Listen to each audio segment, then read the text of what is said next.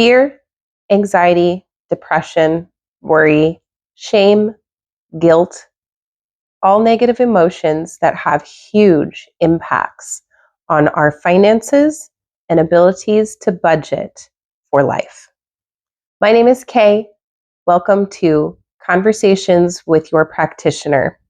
I'm a 13-year lifestyle practitioner, and today we are talking about how negative emotions impact your ability to spend money in ways that we need to.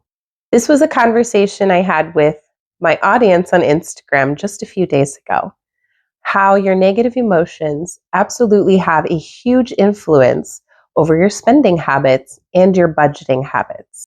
It doesn't take a lot of money to survive, to have basic essential needs: food, water, shelter, all things that we all need.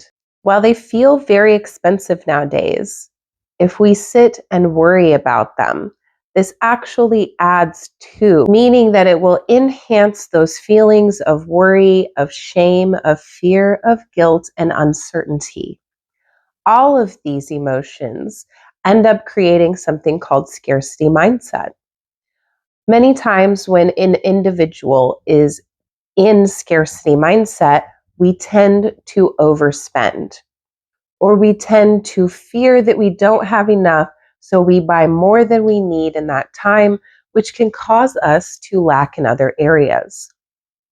This may take away from funds that we need for an emergency or doctor's visits we may have coming up, or perhaps we just want to have a little bit of extra spending money for entertainment that month. The impact that your emotions has on your finances is directly linked to your overall health. Having a healthy EQ, which is your emotional intelligence, will help you be able to budget your finances better and live a life that is healthier and more conducive to your desired lifestyle. Anytime I have a friend come to me and ask me how I'm able to survive on so little, my answer is always the same. I never worry and I never stress. And you may say, Kay, that's easier said than done. So I'm going to give you a couple of tips that will help to increase your emotional intelligence so that you may have more mindful spending habits and budgeting habits. My number one rule, I'm going to start off with the biggest one. I'm not going to make you wait until the end. Stop watching the news. You heard me correctly.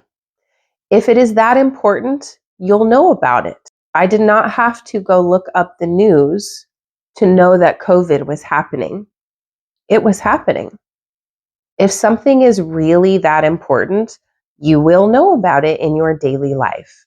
However, starting your morning off with tragedy only sets up your mindset for a day of tragedy, meaning that everything that follows, because you saw that there are bombings happening, or this person's at war with this person again, and they're not doing the Smucker's 100-year birthdays anymore.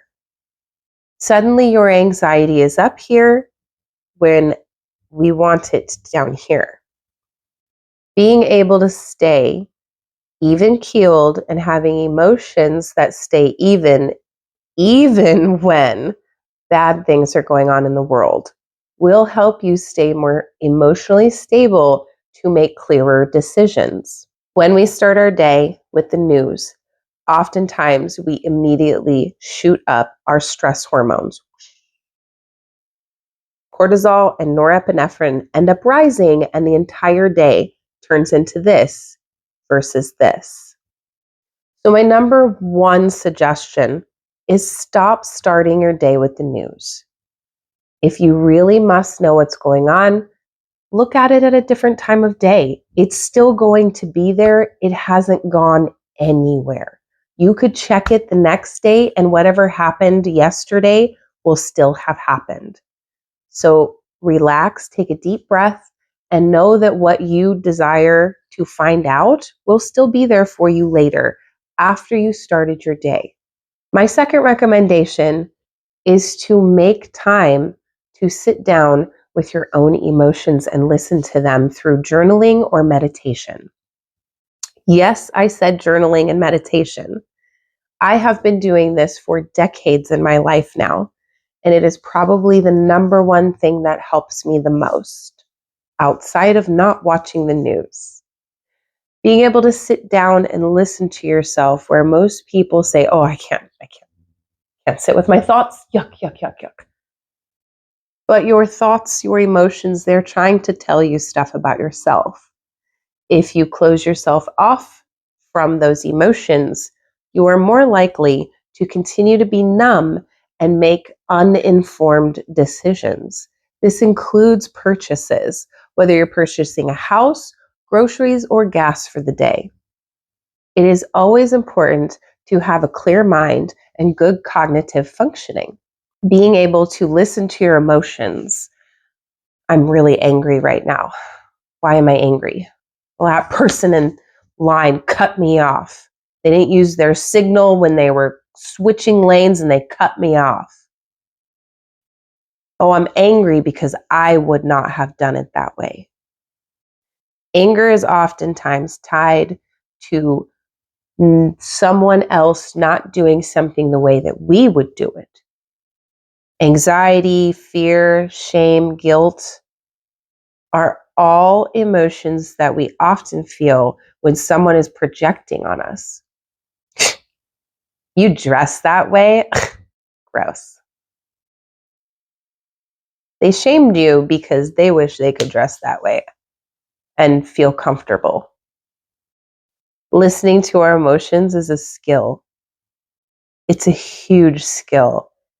And if more people were in tune with their emotions, we would have better communication in our world. We would have healthier people in our world as well. Tip number 3, live within your means. If it's not something you're going to use 6 months from now, don't buy it.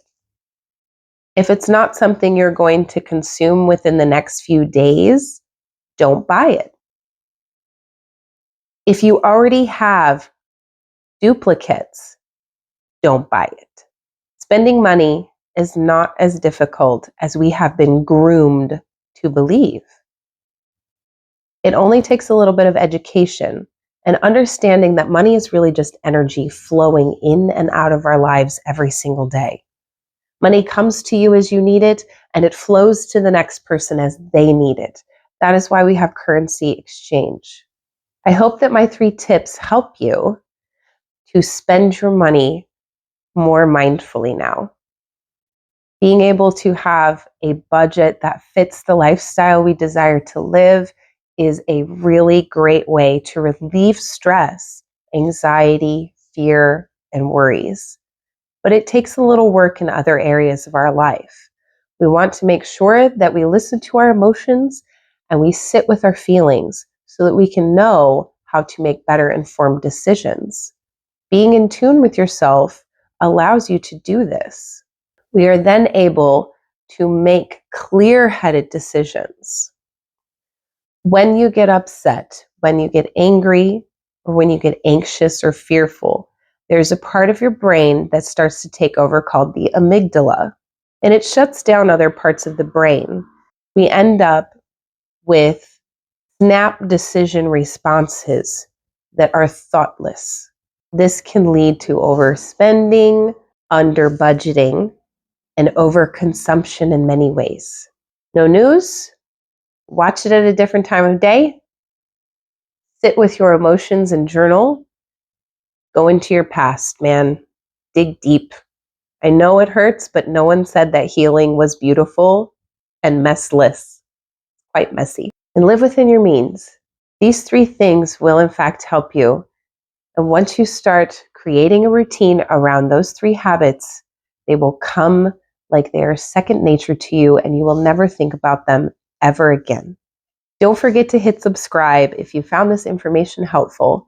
Share with a friend, and we'll see you during the next conversation.